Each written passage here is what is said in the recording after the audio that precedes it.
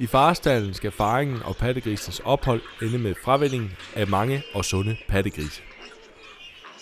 For at sikre den bedste start for søer og pattegrise, er det vigtigt at forberede både så og sti til faring. Soen indsættes i en rengjort og udtørret farestand ca. 5 dage før forventet faring. I ugen op til faring skal soen tildeles passende redebygningsmateriale som f.eks. halm.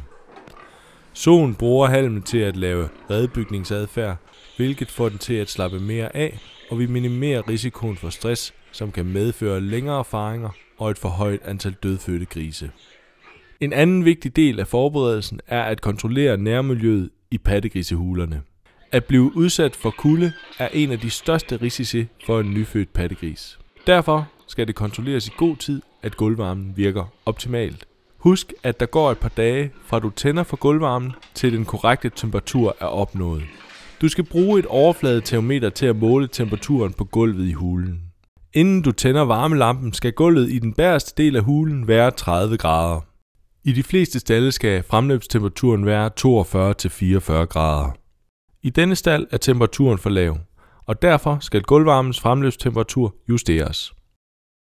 For at holde hulen tør, når nyfødte våde grise kommer ind, strøs en smule træmel i hulerne.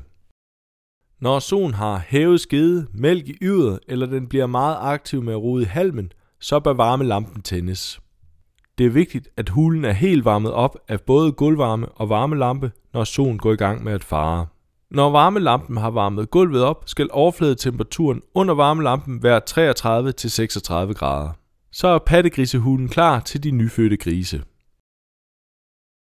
Halm mindsker stress hos soen og giver derfor en bedre faring. Kulde slår nyfødte grise ihjel. Det er derfor vigtigt at have styr på nærmiljøet.